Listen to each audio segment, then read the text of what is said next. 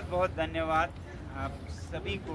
हिमाचल के अंदर आते ही हमें बहुत दिल खोलकर आप लोगों ने स्वागत किया। बारालाचा से होते हुए यहाँ तक बहुत प्यार मिला, बहुत आप लोगों का हमें समर्थन मिला। इसके लिए सभी भाइयों बहनों और ख़ासकर यशु जी जो हमें मिलने के लिए बारालाचा के उस तरफ आए, लगभग सेरचू तक आजो है साथ में। हाँ, आजो तंजिनले और दोनों वहाँ आए और हमें बहुत दिल को छुआ आप लोगों ने, तो बहुत बहुत धन्यवाद। आपको पता होगा कि हम एक पद यात्रा पे हैं जो कि लेह से दिल्ली तक है और इसमें हम save Ladakh, save Himalayas, save the planet कहते हैं। हाँ? संरक्षित रखें लद्दाख को, संरक्षित रखें हिमालयस को, पूरे हिमालय को और पूरे पृथ्वी को। आज बहुत ज़रूरत है।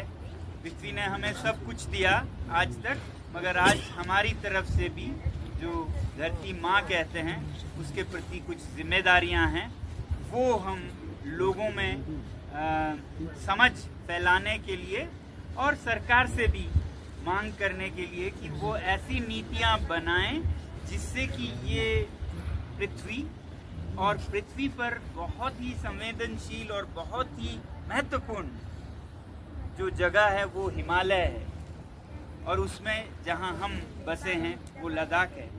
वो तो हम लद्दाख के लिए करेंगे ही, आप यहाँ गर्जा लाहौल स्पीति के लिए करेंगे, उधर उत्तराखंड में वो अपने जगह के लिए। हर कोई अगर अपने पहाड़ों को संरक्षित सुरक्षित रखे तो पूरा हिमालय संरक्षित सुरक्षित रहेगा। तो तीसरा, हम लद्दाख को संरक्षित रखने के लिए सरकार से मांग भी नहीं, उनके वादे याद दिलाने जा रहे हैं कि उन्होंने जो 5 साल पहले वादे किए थे कि 6वें शेड्यूल में लद्दाख के पर्यावरण को, वहाँ के जनजातीय संस्कृति को, ज़मीन को, जंगल को संरक्षित रखेंगे, वो लागू हो। उसमें बहुत देरी हुई है, वो याद दिलाने जा रहे हैं। मगर सिर्फ वही नहीं है, सिर्फ हम लद्दाख के पहाड़ों को संरक्षित रखें और सोचें कि सब कुछ ठीक हो गया, तो आज के दुनिया में ऐसे हम अकेले छोटे छोटे बुलबुलों में नहीं बैठे हैं, हम सब एक दूसरे से जुड़े हैं। तो इसलिए हम पूरे हिमालय को भी आवाज़ देना चाहते हैं कि आप भी अपने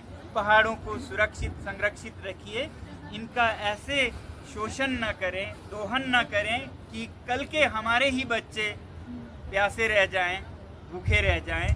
तो दूर दृष्टि के साथ हम इसके फायदे तो लें मगर इसको लूटे नहीं।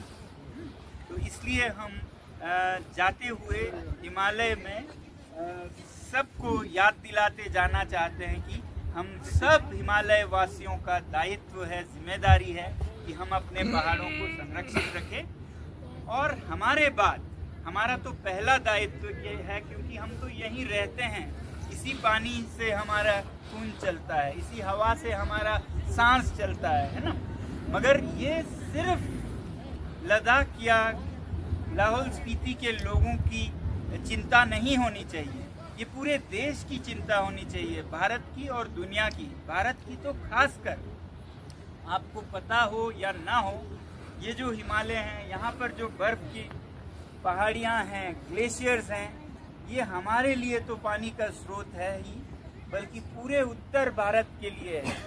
दुनिया की 1/4 आबादी, आप समझ सकते हैं, देश की नहीं दुनिया की 1/4 आबादी इन्हीं ग्लेशियर्स पे निर्भर करती है, सीधे या किसी और तरीके से इन्हीं के पानी से। तो एक तरह से देखें तो भारत के, उत्तर भारत के लिए तो ये छत के पानी का टंकी की जैसा है। आप समझ सकते हैं ना, हमारे घर के छत पे टंकी है, वो खाली हो जाए तो क्या हो जाता है, बहुत हलचल होता है घर में, और आप कहते हैं कि पानी भरो, टंकी में पानी भरो।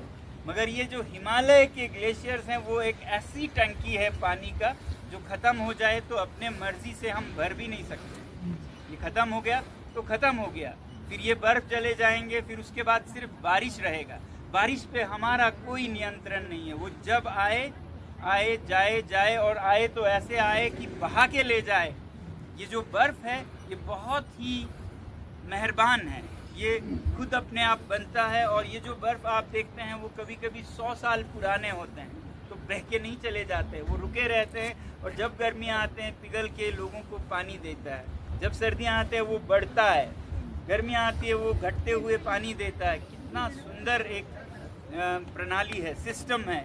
अब आज जब दुनिया में लोग ऐशो आयाशी के लिए, ज़्यादातर ज़रूरत के लिए भी नहीं, जो हम कहते हैं ना रोटी कपड़ा और मकान, ये तो सबकी ज़रूरत है, इतना तो सबको होना चाहिए, मगर रोटी इतना कि फूल फूल के उसी से मर जाएं लोग। मोटे खाते हैं और खाते कम हैं, फेंकते ज़्यादा हैं। ऐसा ज़िंदगी बन गया है दिल्ली में, बम्बई में, लंदन में, बीजिंग में। तो इसके वजह से बहुत कुछ ज़ाया हो रहा है। इसके ट्रैक्टर्स के वजह से जो खाने के लिए तो सबको चाहिए, मगर जो फेंकने के लिए या ज़्यादा खाने के लिए, ओवर ईटिंग, उसके लिए भी तो आप ट्रैक्टर चला रहे हैं, उसके लिए भी आप खाद डाल रहे हैं, उसके लिए भी आप फैक्ट्रीज चला रहे हैं, उसके क्या कहते हैं उसको, खाद के, आज के जो खाद हैं, उन सब के वजह से सारा जलवायु बिखर रहा है। कपड़ा बोले तो रोटी के बाद कपड़ा 2 जोड़ी 3 जोड़ी तो समझ सकते हैं, लोगों के तो कमरे भरे हुए हैं कपड़ों से।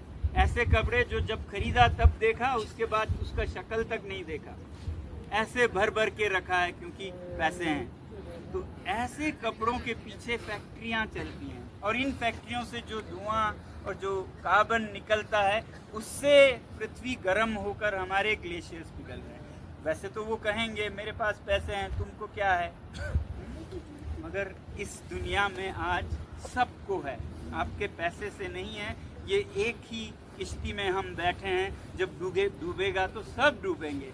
तो इसलिए रोटी कपड़ा मकान भी आज बहुत अजीब सा बन गया है। रोटी इतना कि वही एक समस्या बन गए, कपड़े इतने कि वही एक समस्या। मकान कहो तो 5-5 मकान, 10-10 मकान ऐसे बनाएं, फिर गाड़ियाँ, फैक्ट्री, ये सब के वजह से तो पिघल ही रहा है, जिसके लिए हम उतने दोषी नहीं हैं, क्योंकि हम कितना खाते हैं, कितने कपड़े हैं, कितने मकान हैं हमारे पहाड़ों में जिनको भुगतना पड़ता है, उनके पास उतने नहीं हैं।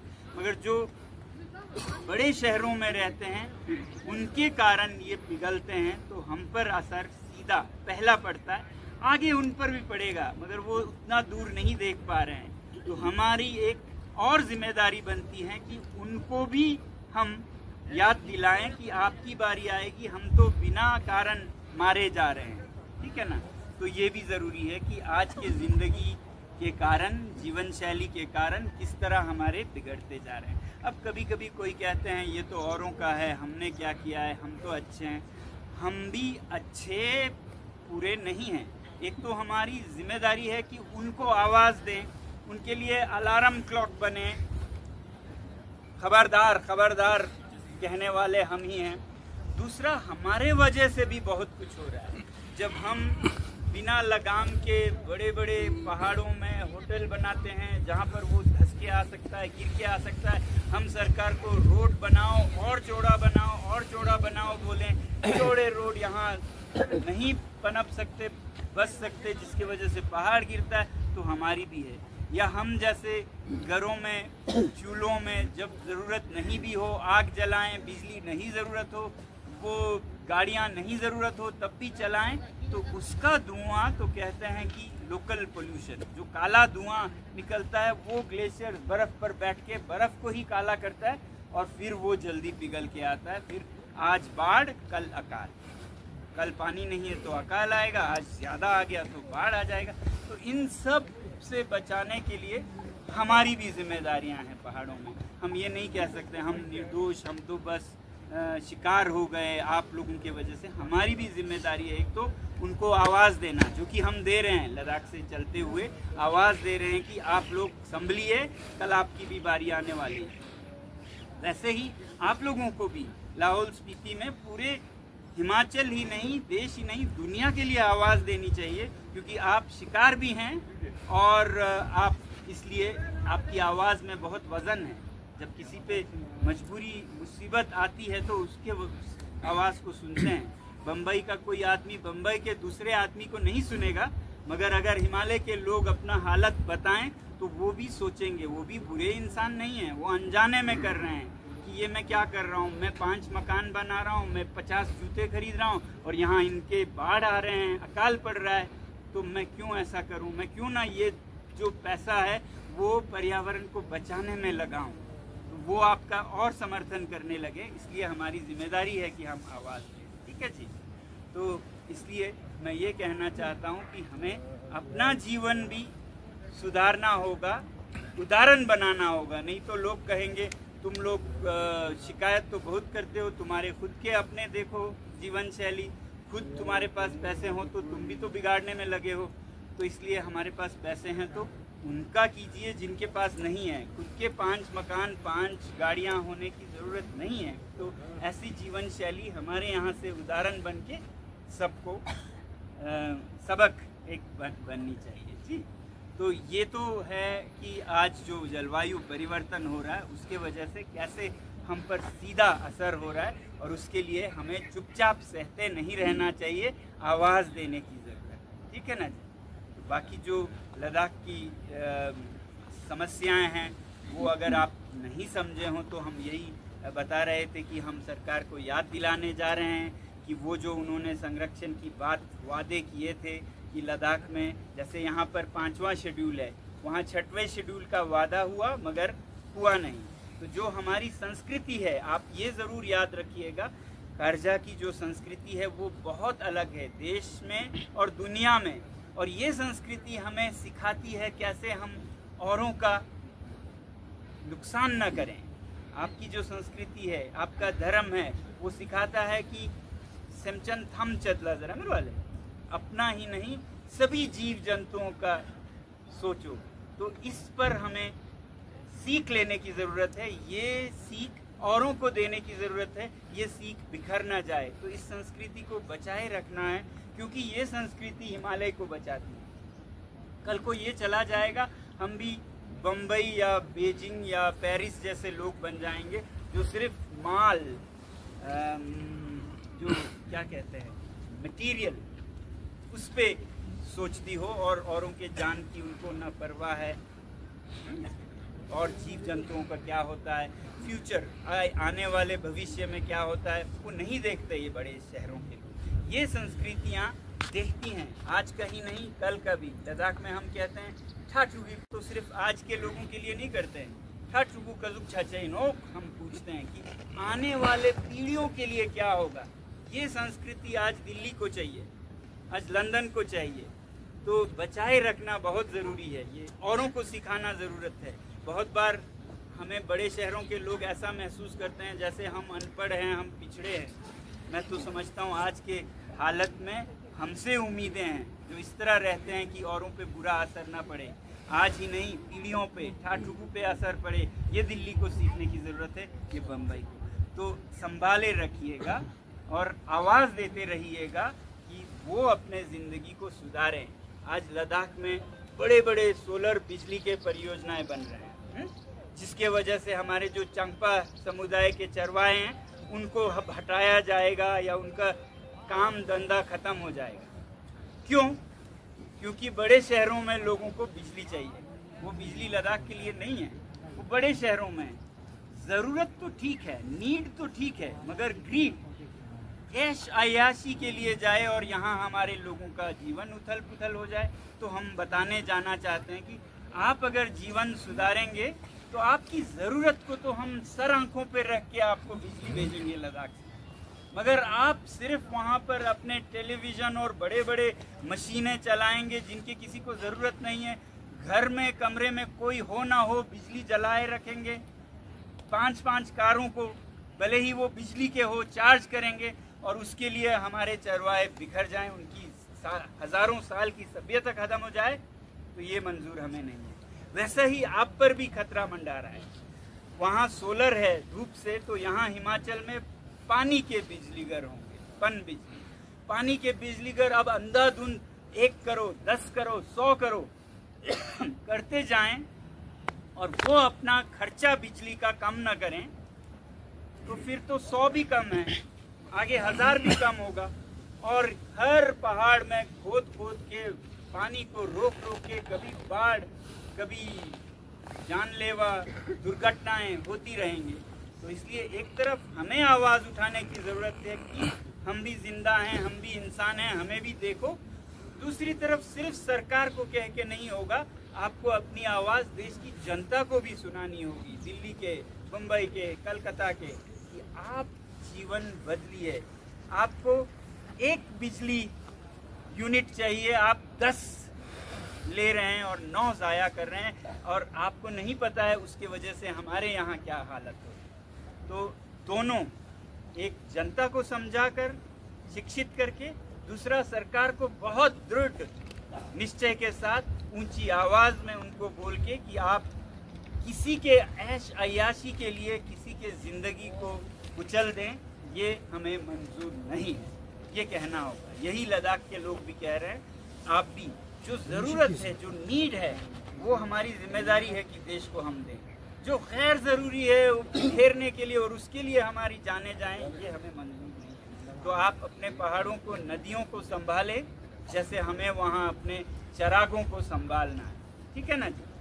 तो यही हमें कहना था कि खुद सिपाही बने इन हिमालयों की, और एक तरह की आवाज़ बने लोगों को समझाने के लिए, ठीक है जी।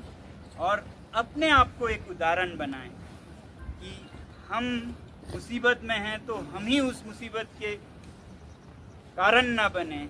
जैसे अभी हम कह रहे थे, हमें अपनी जीवन शैली में सादा जीवन जो हमें पूर्वजों ने बताया, दिखाया, सिखाया, हमारी संस्कृति ने, उसको हम दर्शाएं अपने जीवन में भी, हाँ, उदाहरण की तरह।